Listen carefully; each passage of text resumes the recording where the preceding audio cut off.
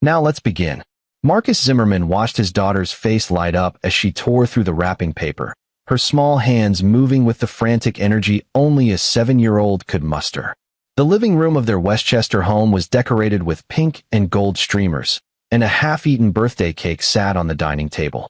Emma's friends from school had left an hour ago, and now it was just family. Marcus, his wife Lorraine, and her father, Wallace Matthews. A tablet, Emma shrieked, holding up the sleek device. "Grandpa, thank you." Wallace smiled, the kind of indulgent smile that had always made Marcus slightly uncomfortable, though he could never pinpoint why. The older man was 72, recently retired from a career in corporate law, with silver hair and the bearing of someone who'd spent decades getting his way in boardrooms. "Just for games, sweetheart," Wallace said, patting Emma's head. "I already loaded it with some educational ones. Nothing too advanced." Lorraine kissed her father's cheek. "Dad, you spoil her." "That's what grandfathers do," Wallace replied, his eyes meeting Marcus's briefly. There was something in that look, a challenge, maybe, or assessment. Marcus had noticed it before, especially in the past 6 months. Marcus had met Lorraine 9 years ago at a charity fundraiser. She'd been volunteering, and he'd been there representing the architecture firm where he worked. She was beautiful, intelligent, from a wealthy family, and Marcus, raised by a single mother in Queens after his father died when he was 12, had felt like he'd won the lottery. They married within a year. He'd built his own firm 3 years ago, specializing in sustainable residential design. It was modest compared to the Matthews family wealth, but it was his. Wallace had never quite approved of the marriage. Marcus knew this, though it was never stated outright. It was in the subtle comments, the way Wallace would mention other men, lawyers, doctors, executives, in Lorraine's presence. The way he'd offer to help with finances, as if Marcus couldn't provide for his own family. "I love it, Grandpa." Emma was already swiping at the screen, her previous gifts, a bicycle from Marcus and Lorraine, books from her aunt, temporarily forgotten. "Don't stay on it too long tonight, Em," Marcus said, squatting down to her level. "It's already past your bedtime." "Ah, Dad. 20 minutes. Then sleep." "Deal. Deal." She hugged him, and Marcus felt the familiar warmth in his chest. Emma was his world. When she was born, something had shifted in him. Every decision he made, every project he took on, was filtered through one question. Would this make her proud? After Emma went to bed, Marcus cleaned up while Lorraine walked Wallace to his car. Through the window, he watched them talk in the driveway, their conversation appearing serious. Lorraine's body language was tense. When she came back inside, she seemed distracted. "Everything okay?" Marcus asked. "Fine. Dad was just giving advice about Emma's school." "What kind of advice?" "Nothing important." "I'm tired, Marcus. Let's go to bed." That night, lying next to Lorraine in the dark, Marcus replayed the evening. Something felt off, but he couldn't identify it. Maybe he was being paranoid. Work had been stressful, a major client was demanding revisions, and he'd been putting in long hours. The next morning, Marcus was in his home office reviewing blueprints when Emma appeared in the doorway, still in her pajamas. "Morning, princess. Want pancakes?" "Daddy, can you help me with the tablet? Some of the apps are confusing." "Sure thing." He followed her to the living room, where the tablet sat on the coffee table. Emma had already figured out most of the games, but one icon confused her. It looked like a standard file manager, buried in a folder. "I don't know what this does," she said. Marcus opened it. The tablet had significant storage, and as he scrolled through, he saw it had previously been used. There were old files that hadn't been deleted. Wallace must have reset it, but not wiped it completely. Careless, Marcus thought. Then he saw a folder labeled L Plans. Something made him open it. Maybe curiosity, maybe instinct. Inside were voice recordings. Dozens of them, dated over the past 8 months. He clicked one at random, from 3 months ago. Wallace's voice filled the room. "Don't think you understand the urgency, Lorraine. Every day that passes, he becomes more entrenched. The firm is in his name. The house is joint. If you want out, we need to move before he can." Marcus's hand froze. He looked at Emma, who was watching cartoons on the TV now, oblivious. He grabbed earbuds from his desk and returned, hands shaking slightly as he plugged them in. He listened to the rest of the recording. Lorraine's voice, "I know, Dad. But it's not that simple. Emma loves him. Emma is 7. Children adapt. You're the one who's suffered, darling. Married to a man who can barely keep his firm afloat, who came from nothing, who? He's a good father. He's adequate. But you deserve better. We've discussed this. The documentation we've prepared shows a pattern of emotional instability. Dr. Hendricks will testify he's been treating Marcus for anger issues. But he hasn't. Marcus has never even met Hendricks. Hendricks owes me favors. The medical records will be sufficient. Once we establish that Marcus is unfit, mentally unstable, possibly dangerous, you'll get full custody. And with the prenup you signed under duress, which Morrison can argue in court, you'll get a significant settlement. Marcus stopped the recording. His vision blurred at the edges. He became aware of his breathing, shallow, rapid. He counted to 10, a technique his mother taught him years ago when anxiety threatened to overwhelm him. This wasn't real. It couldn't be. He opened another recording from 6 weeks ago. Wallace, the timeline is set. We'll initiate in 3 months. Morrison has all the documentation ready. The police report of the domestic incident will be filed by Lorraine next month. She'll stay with me for a few days. Bring Emma. Claims she feared for her safety. Dad, I don't know if I can do that. Marcus has never. It doesn't matter what he's done or hasn't done. It matters what we can prove in court. And with my connections, with the right judge, this will be swift. You'll be free. Emma will be safe from his influence. And the financial settlement will ensure you never have to worry again. There were more. Recordings of Lorraine and Wallace discussing how to manipulate Marcus's business relationships, how to isolate him from his friends, how to document erratic behavior. In one, dated just 2 weeks ago, they discussed medication, how Lorraine might begin slipping something into his coffee to make him actually appear unstable. Marcus sat there for what felt like hours, but was probably only minutes. Emma was still watching TV, laughing at something on screen. His daughter, his wife, his life. All of it a lie. No, not all of it. Emma was real. His love for her was real. And that was what mattered. He carefully saved all the recordings to a separate cloud account, then deleted the browsing history on the tablet. His hands were steady now. Something had clicked into place in his mind. A cold, clear focus he'd only felt a few times in his life. Once when his mother was diagnosed with cancer during his college years, and he'd had to manage her care while finishing his degree. Once when he'd started his firm with nothing but a laptop and a dream. I think you've got it figured out now, he said, his voice normal, casual. Why don't you go play in your room for a bit? Daddy has some work to do. Okay. She skipped off, tablet in hand. Marcus went to his office and closed the door. He sat at his desk and pulled up a notepad, began writing everything he'd heard, every detail. He'd built a career on precision, on seeing how all the pieces of a structure fit together. This was no different. Wallace Matthews, 72. Wealthy, connected, arrogant. A man who'd spent his whole life controlling people, manipulating systems. Who saw Marcus as beneath his daughter, an impediment to be removed. Lorraine, his wife. The woman who'd promised to love him, who'd given him Emma. How much of it had been real? Had she ever loved him? Or had she always seen him the way her father did? A mistake to be corrected? The doctor they mentioned, Hendricks. The lawyer, Morrison. How many people were involved in this conspiracy? And the timeline. They'd said 3 months, and that recording was from 6 weeks ago, which meant he had 6 weeks before Lorraine filed the false police report. 6 weeks before they tried to destroy his life. Marcus pulled up his computer and began researching. Dr. Richard Hendricks, psychiatrist, Park Avenue office, graduated from Columbia. Several reviews mentioned his work in custody cases. Marcus found 3 instances where Hendricks had testified that fathers were unfit, all in cases where Wallace's law firm had been involved. Interesting.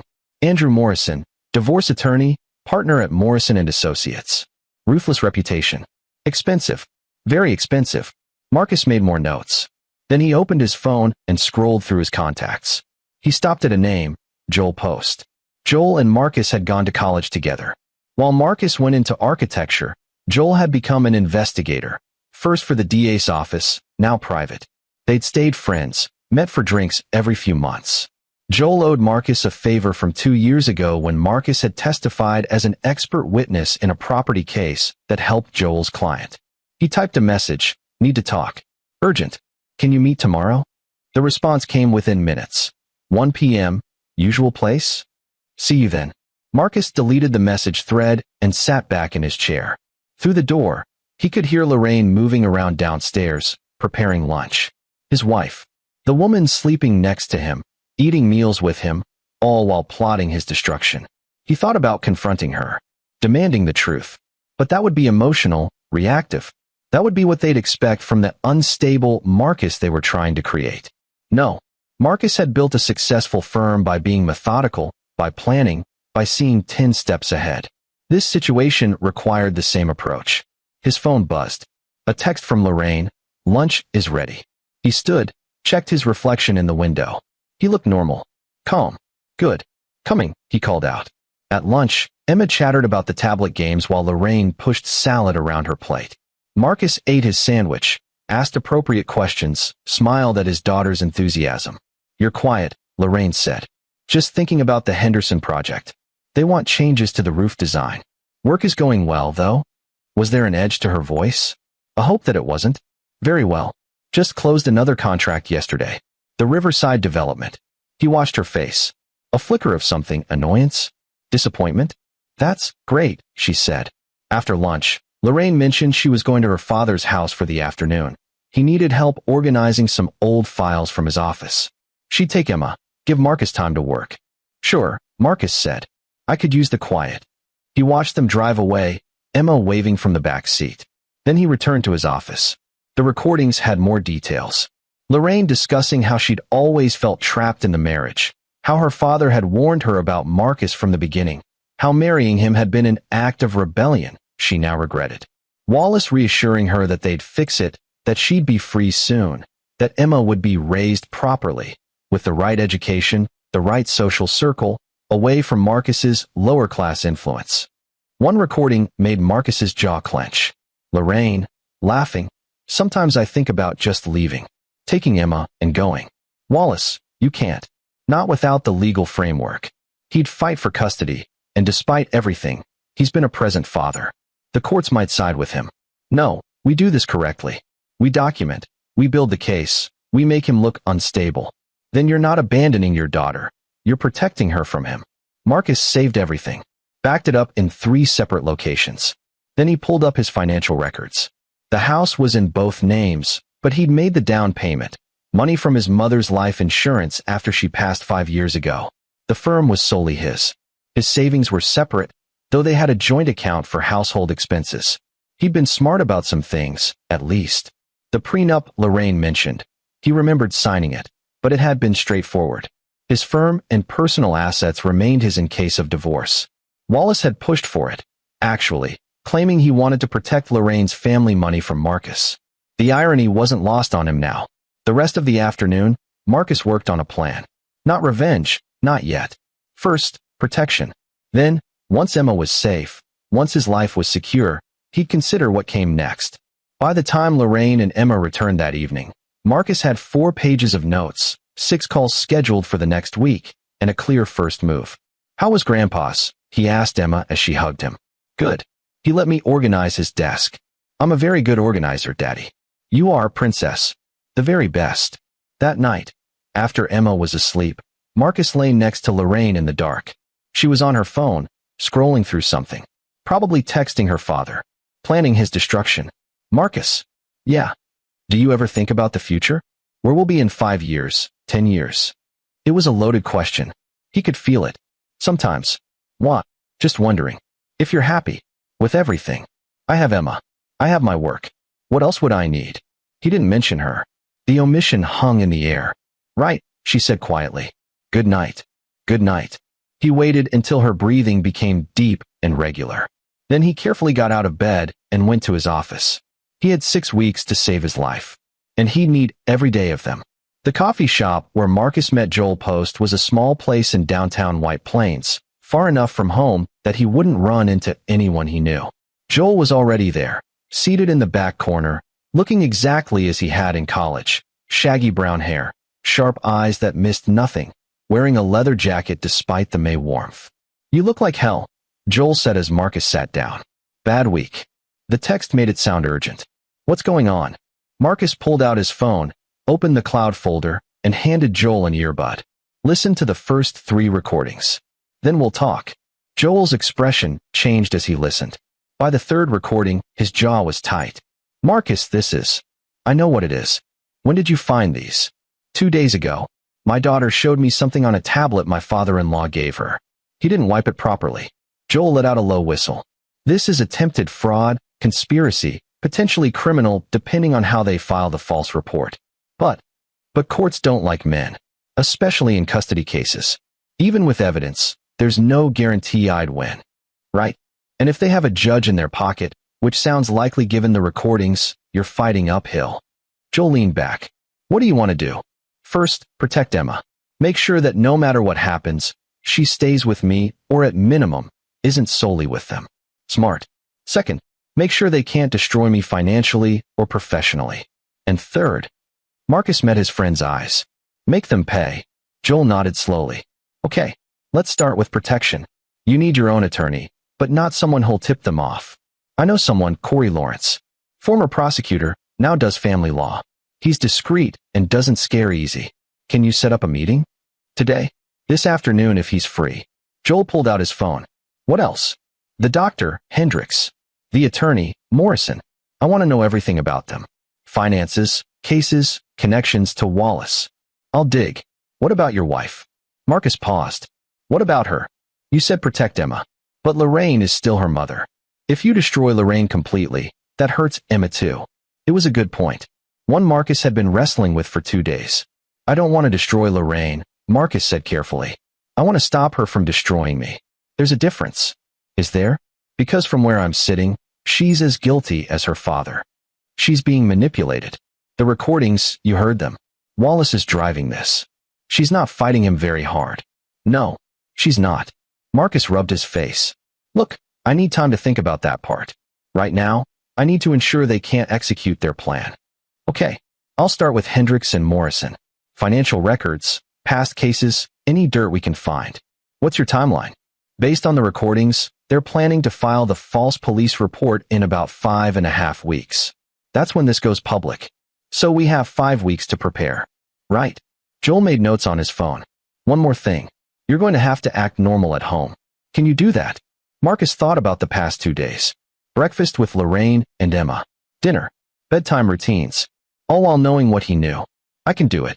Good. Because if they sense you're onto them, they might accelerate the timeline.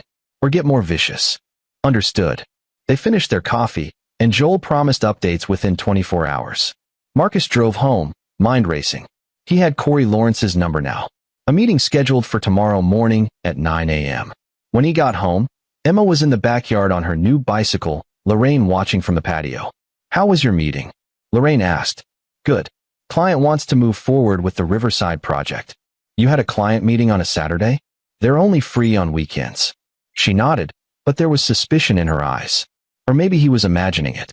I'm going to help Emma practice, Marcus said. She's still wobbly on 2 wheels. He spent the next hour in the yard with his daughter, holding the bike seat as she pedaled, running alongside her, catching her when she fell. She laughed, fearless, trusting him completely. This was what mattered. This was what he was fighting for. That evening, after Emma was in bed, Marcus's phone rang. Wallace. Marcus. I hope I'm not calling too late. Not at all. What can I do for you? I wanted to discuss Emma's education. Lorraine and I have been talking, and we think it might be time to consider private school. Somewhere with more structure. Structure. Code for control. She's happy at PS 128. Great teachers, good friends. Yes, but the quality of education is excellent. I've reviewed their curriculum, and Emma is thriving. A pause. Of course. I simply wanted to present the option. Perhaps we could discuss it further. Lunch this week. It was a test. Seeing if Marcus would comply, would defer to Wallace's judgment. I'm swamped with work this week.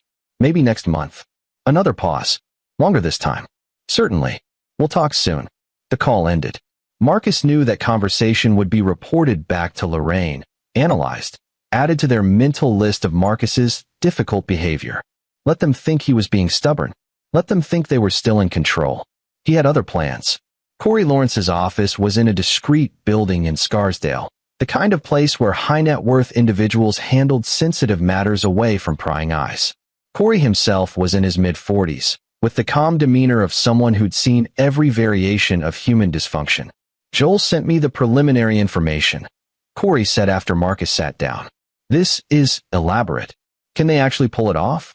Marcus asked. If they have the right judge, the right doctor willing to lie, and your wife is convincing enough?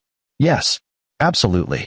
Family court is unpredictable at best, biased at worst. Mothers generally have an advantage, and if they paint you as unstable or dangerous, even baseless accusations can stick long enough to destroy your custody rights. So what do? First, we preserve evidence. Everything you found on that tablet, we need authenticated copies. I'll have a forensic specialist make certified backups. Second, we document everything.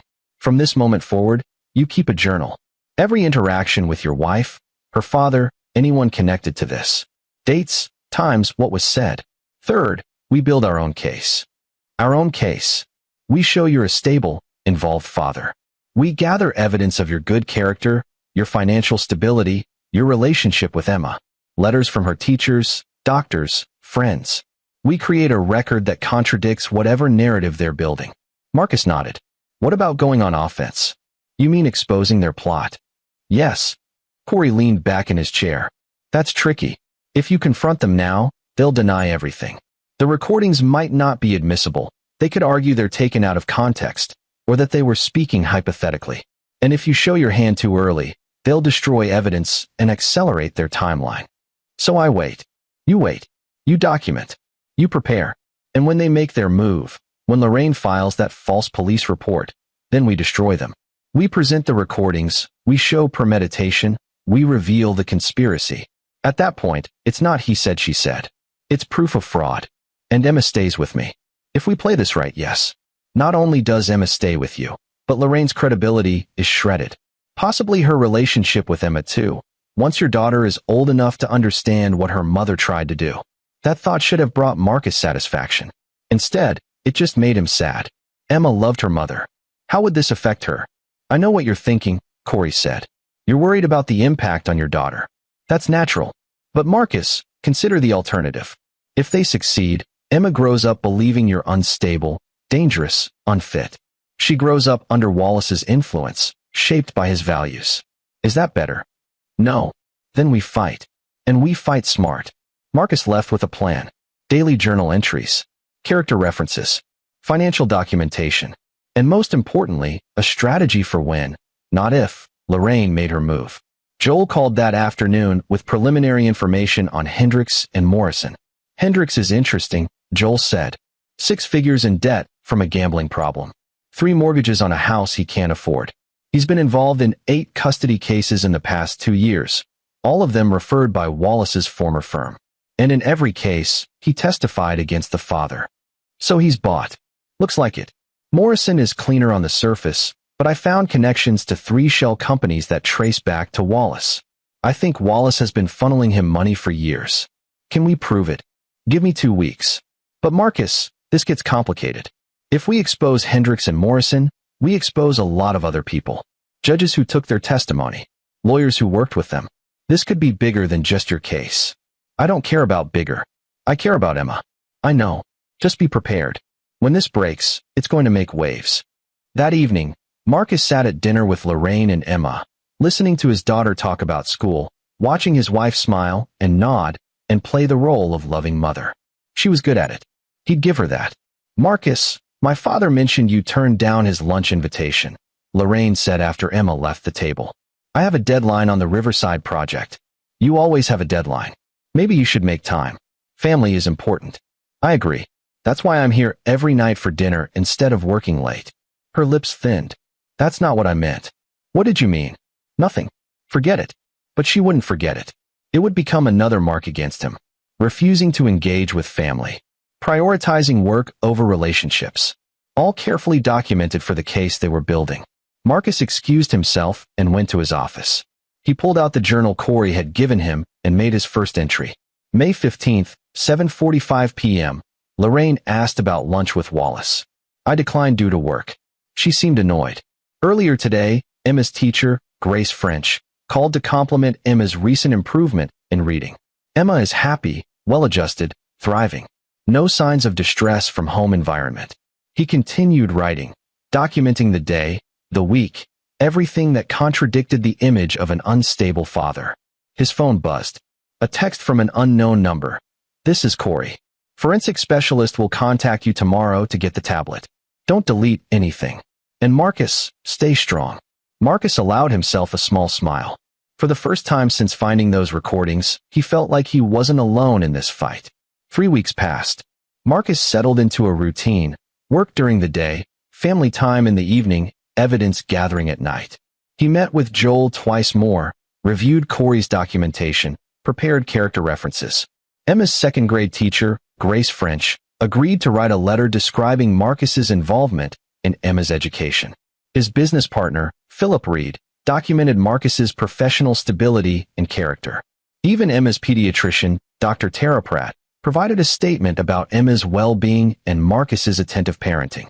Meanwhile, Joel dug deeper into Wallace's network. The picture that emerged was damning: a web of connections involving at least 4 family court judges, 3 psychiatrists including Hendricks, and multiple attorneys. Wallace had been manipulating custody cases for years, helping wealthy mothers divorce their husbands and retain full custody, all for fees and favors.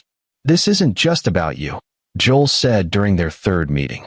"Your father-in-law has been doing this for at least a decade. I found 7 cases with similar patterns. Mothers suddenly claiming abuse or instability, Hendricks or his associates providing expert testimony, Wallace's network of attorneys handling the cases, favorable judges ruling quickly. It's systematic. Can we expose it? We can. But again, it's going to create chaos. You sure you want to open that box?" Marcus thought about the other fathers, men who'd lost their children to Wallace's schemes, men whose lives had been destroyed by false accusations. "Yes," he said, "we expose all of it." At home, Lorraine was becoming more agitated.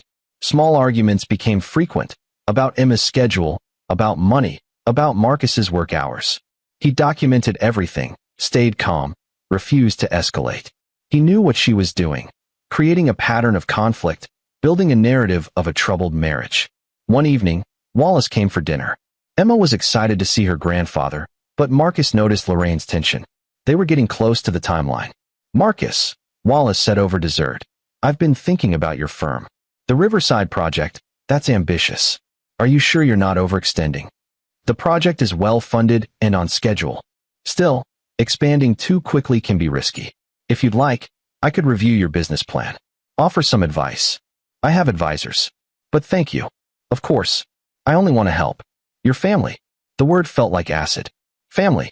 This man who was plotting to take his granddaughter away from her father, who was bribing doctors and lawyers, who'd built a career on destroying families. And he had the audacity to talk about family. But Marcus smiled. "I appreciate that, Wallace." After Wallace left, Lorraine was quiet. Marcus found her in the bedroom, staring out the window. "You were rude to my father," she said. "I was polite. You brushed him off. He was trying to help. I don't need his help." "Maybe that's the problem, Marcus. You never need anyone's help. You're so determined to do everything yourself, to prove something." "Prove what?" She turned to face him. "That you're good enough. That you deserve to be part of this family." There it was. The truth underneath all the pretense.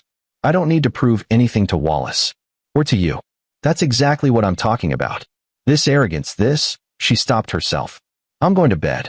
Marcus waited until she was asleep, then went to his office and made another journal entry.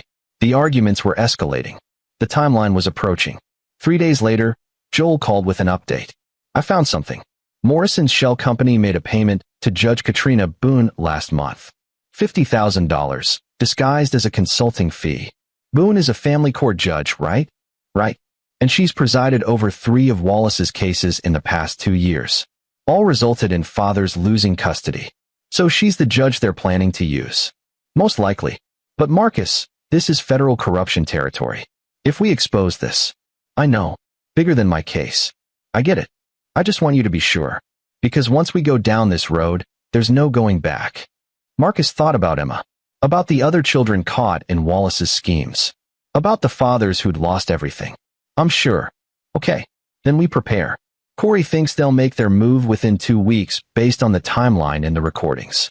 I'll be ready." But nothing could have prepared him for what happened next. That Friday, Marcus came home from a meeting to find Emma crying in her room. Lorraine comforting her. His heart seized. What happened? Lorraine looked up, and there was something in her expression, guilt, maybe, or fear. Emma had an incident at school. Another child pushed her. She's fine, just shaken up. Marcus knelt beside his daughter. Em, are you okay? She nodded, wiping her eyes. Madison pushed me because I wouldn't share my tablet. She said I was being mean. Were you being mean? No. I just wanted to finish my game first. Okay. It's okay to set boundaries, but we also need to share with friends. Next time, maybe tell Madison she can use it after you're done with your game. Okay, Daddy. He hugged her, and she clung to him. Over her head, he met Lorraine's eyes. She looked away. Later, after Emma was asleep, Lorraine said, I'm taking Emma to my father's tomorrow. Just for the day. Why? Because I want to. Do I need your permission? There it was again. The hostility bubbling to the surface. No. But I'd like to come too. That's not necessary. I want to spend time with my daughter. You'll have time when we get back. They stared at each other. Marcus knew what this was, another move in their game. Taking Emma to Wallace's house, probably to coach her, to plant ideas. Fine, he said. But I want her home by 5 p.m. We'll see. That night, Marcus barely slept. Something was shifting. They were moving faster than expected. The next morning, he watched Lorraine drive away with Emma, and the moment they were out of sight, he called Joel. I think it's happening soon. Maybe this week. What makes you say that? Lorraine's behavior. She's more hostile, more erratic. Taking Emma to Wallace's. Something's changed. Okay, I'll put Corey on alert. And Marcus, don't do anything reactive. Stick to the plan. I will. But at noon, his phone rang. Lorraine. Marcus, we need to talk. About what? I'm at my father's. I think we need some space. Emma and I are going to stay here for a few days. Here we go, Marcus thought. The setup. Space? Lorraine, what are you talking about? I can't do this right now. We'll talk later. She hung up. Marcus immediately called Corey. She just made her move, Marcus said. Took Emma to Wallace's house. Says they need space. This is it. She's establishing a separation. The police report will come in the next 48 hours. Are you at home? Yes. Stay there. Don't go to Wallace's house. Don't make any aggressive moves. I'm going to file an emergency custody motion Monday morning, but for now, we wait. Emma is with them. I know. But legally, Lorraine has as much right to Emma as you do. If you try to take her back forcefully, it plays into their hands. We have to be smart. Marcus wanted to argue. Every instinct told him to drive to Wallace's house, take his daughter, protect her. But Corey was right. Playing into their narrative would only hurt him. How long do I wait? Until they make their move. Then we respond. Trust me, Marcus. We're ready for this. That weekend was the longest of Marcus's life. No word from Lorraine. No contact with Emma. He called twice, left messages. Nothing. Monday morning, at 6:47 a.m., there was a knock on his door. 2 police officers stood on his porch. Marcus Zimmerman? Yes. We need you to come with us. Your wife has filed a domestic violence report. We have some questions. Marcus had been expecting this. He'd prepared for it. But standing there, seeing the officers, knowing his neighbors might be watching, it still hit hard. I'd like to call my attorney. You can do that at the station. Sir, we need you to come with us now. Marcus grabbed his phone and wallet and went with them. In the patrol car, he texted Corey, it's happening. At police station now. The response came immediately. Say nothing without me. On my way. At the station, Marcus was put in an interview room. The walls were gray, the table scarred. He'd seen rooms like this on TV, never imagined being in one. 45 minutes later, Corey arrived with another attorney, a sharp-eyed woman named Brenda Miner who specialized in criminal defense. Don't say a word, Corey said. Let us handle this. The interview was brief. Lorraine had filed a report claiming Marcus had become increasingly aggressive over the past month, that she feared for her safety and Emma's, that she'd had to leave the house to protect their daughter. She cited specific incidents, arguments, raised voices, all fabricated or wildly exaggerated. My client denies these allegations completely, Brenda said. And we have evidence that Ms. Zimmerman's claims are part of a premeditated conspiracy to gain full custody and financial advantage in a divorce. The detective's eyebrows rose. Evidence. Substantial evidence. Which we'll be happy to present at the appropriate time. The interview ended with no charges filed, but a temporary restraining order was issued preventing Marcus from contacting Lorraine or coming within 500 feet of her. Additionally, temporary custody of Emma was granted to Lorraine pending a hearing. Marcus's worst fear was realized. Emma was with them. "This is temporary," Corey assured him outside the station. "We have the emergency custody hearing Thursday. We'll present everything then. The recordings, the evidence of conspiracy, all of it. The judge will see through this." What if the judge is Boone? What if she's already bought? She's not. I checked the assignment. It's Judge Leonard Clements. He's clean, has a reputation for fairness. This is good for us. Emma has been with Wallace and Lorraine for 3 days. Who knows what they're telling her? I know. But in 3 more days, we take them down. All of them. Marcus went home to an empty house. Emma's toys in the living room. Her drawings on the refrigerator. The tablet, the thing that had started all this, sitting on the coffee table. He wanted to scream. To break something. To drive to Wallace's house and take his daughter back. Instead, he sat down and pulled out his journal. He documented everything that had happened. The police interview, the restraining order, every detail. Then he called Joel. "We need everything ready for Thursday. I want to destroy them." "We will." "Marcus, I've been digging deeper. I found something else. Something big." "What?" "Wallace has been embezzling from his former firm's client trust accounts. Over $2 million in the past 5 years. I found the paper trail, shell companies, offshore accounts, the works." Marcus processed this. So not only is he manipulating custody cases, he's also stealing. Right? And if we expose it, he's looking at serious prison time. How does this help with Thursday? It gives us leverage. And it shows character. Wallace Matthews is a criminal. He's corrupt. Why would we trust him with a child when he's been stealing from clients for years? Marcus felt something shift in his chest. Not quite hope, but close. Compile everything. Every recording, every financial record, every piece of evidence. I want it all ready for Thursday. You got it. The next 3 days were excruciating. Marcus couldn't contact Emma, couldn't even drive by Wallace's house. He threw himself into work, but concentration was impossible. At night, he reviewed the case files, the recordings, the evidence. Everything was ready. Wednesday evening, Corey called. "I have the witness list finalized. We're calling Grace French, Philip Reed, and Dr. Pratt to testify about your character. Joel will present the evidence of the conspiracy, and we have a forensic accountant ready to testify about Wallace's embezzlement. What about Hendricks and Morrison? They'll be mentioned, but we're not calling them. Hendricks' connection to Wallace is documented in the recordings. Morrison might be subpoenaed later if the criminal investigation moves forward, but for now, we focus on custody. And Emma? Judge Clements will likely want to speak with her. He may ask her questions in chambers, privately. You need to be prepared that whatever Wallace and Lorraine have told her might come out. I understand. Marcus, we're going to win this. But it might get ugly first. I'm ready." Thursday morning, Marcus dressed in his best suit. He met Corey and Brenda at the courthouse at 8:30 a.m. The hearing was scheduled for 9 o'clock. In the hallway outside the courtroom, he saw them. Lorraine, looking nervous, dressed conservatively. Wallace, confident as ever, speaking with Morrison. And Emma, sitting on a bench, swinging her legs, oblivious to what was about to happen. Emma saw him. Her face lit up. "Daddy." She started to run toward him, but Lorraine grabbed her arm. "Emma, no. You can't." "But it's Daddy." Marcus's heart broke. He wanted to go to her, to hold her, to tell her everything would be okay. But the restraining order. "Your Honor is ready," a bailiff announced, opening the courtroom doors. They filed in.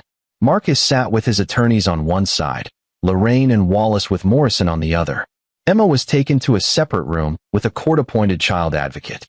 Judge Clements was in his early 60s, with gray hair and a no-nonsense demeanor. He reviewed the preliminary filings, then looked up. "This is an emergency custody hearing based on allegations of domestic violence and concerns for the child's welfare. Ms. Zimmerman, your attorney may present your case." Morrison stood. He was good. Marcus would give him that. He painted a picture of a troubled marriage, a father who was emotionally volatile, a mother who feared for her safety. He presented Lorraine's testimony, which she delivered convincingly, describing arguments, Marcus's controlling behavior, his unpredictable moods. It was all lies, but she sold it well. Then it was Corey's turn. "Your Honor, what we have here is not a case of domestic violence. It's a case of premeditated fraud, conspiracy, and manipulation. Ms. Zimmerman and her father, Wallace Matthews, have been planning this for months, planning to falsely accuse Mr. Zimmerman, destroy his reputation, and take full custody of his daughter. And we have proof. He presented the tablet, authenticated by the forensic specialist. He played 3 of the recordings in full. In the courtroom, as Wallace's voice described the plan, the false medical records, the bought testimony, the timeline, Lorraine's face went pale. Morrison objected repeatedly, but Judge Clements listened to everything. These recordings, Corey said, demonstrate clear premeditation. Ms. Zimmerman and Mr. Matthews have been conspiring to commit fraud upon this court, to make false statements to police, and to manipulate the legal system for personal gain. This is not a mother protecting her child. This is a calculated attack on a good father.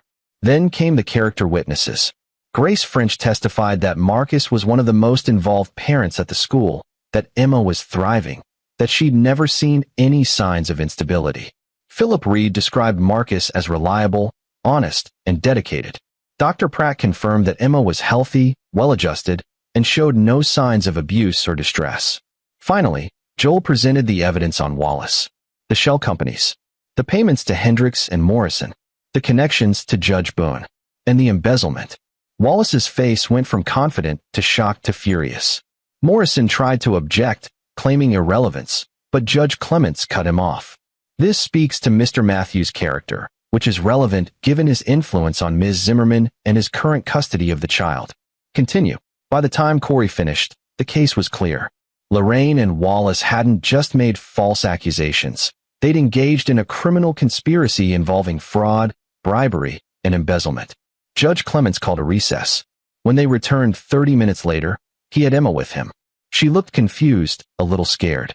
"Emma," the judge said gently, "I need to ask you some questions. Is that okay?" She nodded. "Do you love your daddy?" "Yes." "Has he ever hurt you? Or scared you?" "No. Daddy is nice. He helps me with my homework and plays with me." "And your mommy? Do you love her too?" "Yes." "Emma, who told you that you couldn't see your daddy this week?" She looked at Lorraine, then at Wallace. "Grandpa said Daddy was sick and needed space. Mommy said we had to stay away so he could get better." "I see. And are you happy staying at your grandfather's house?" "It's okay. But I miss Daddy. And I miss my room." Judge Clements nodded. "Thank you, Emma. You can go with Ms. French now." The child advocate took Emma out. The judge looked at Lorraine and Wallace. His expression was hard. "I have been a family court judge for 20 years. I have seen manipulation. I have seen deception. But this is egregious. Ms. Zimmerman, you have lied to this court, to the police, and to your daughter. Mr. Matthews, you have orchestrated a conspiracy that extends far beyond this case. The evidence presented today will be forwarded to the district attorney's office for criminal investigation." He turned to Marcus. "Mr. Zimmerman, I am granting you immediate full custody of Emma. The restraining order is vacated. Ms. Zimmerman, you will have supervised visitation pending further proceedings. Mr. Matthews, given the evidence of embezzlement and corruption, I am recommending your immediate arrest." 2 officers who had been standing by moved toward Wallace. Morrison stood, protesting, but it was too late.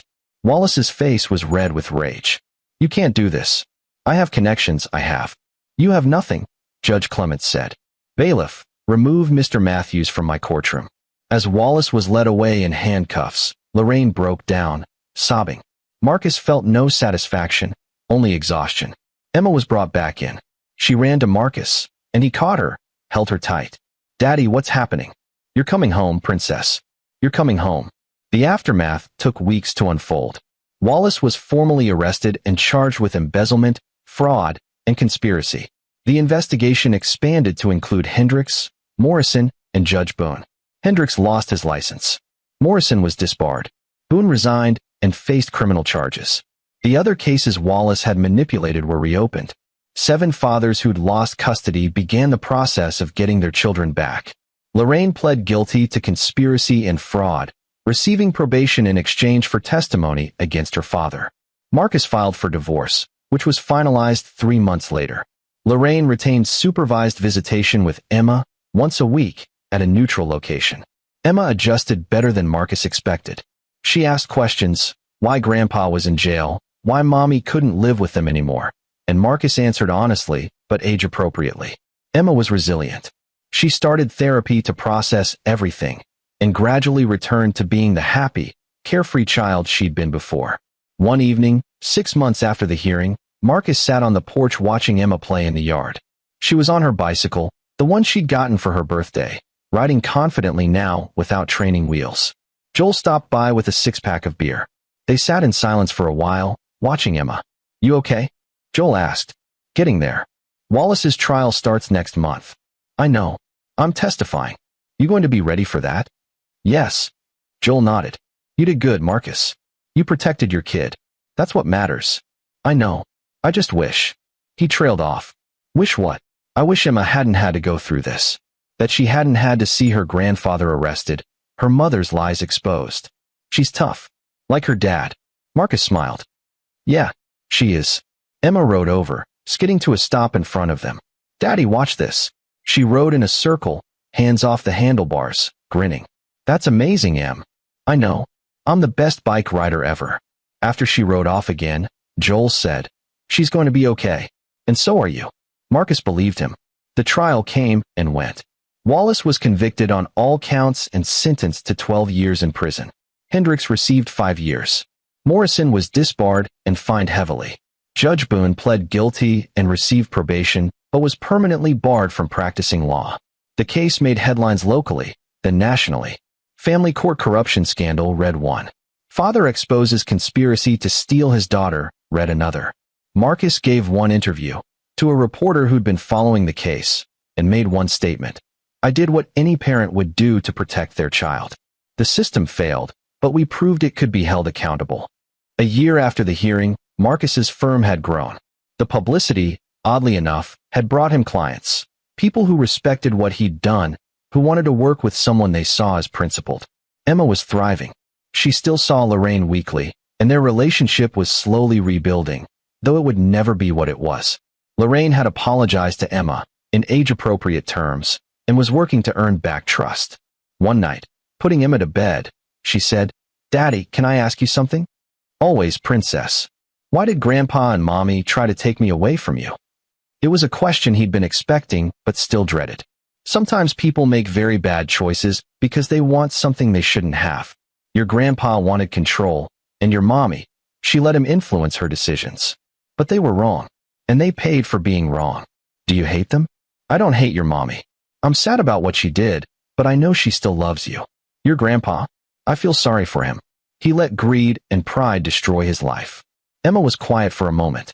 "I'm glad I'm with you, Daddy." "Me too, Em. Me too." As he turned out her light and closed the door, Marcus thought about the past year. The fear, the anger, the planning, the execution. All of it had been worth it for this, Emma's safe, happy home. He went to his office and pulled out the journal he'd kept during those dark weeks. Page after page of documentation, evidence, careful notes. It had been his lifeline, his way of maintaining control when everything felt chaotic. Now it was just a reminder of what they'd survived. Marcus closed the journal and put it in a drawer. The past was past. What mattered now was the future, his and Emma's. And that future looked bright. This is where our story comes to an end. Share your thoughts in the comments section. Thanks for your time. If you enjoy this story, please subscribe to this channel. Click on the video you see on the screen, and I will see you there.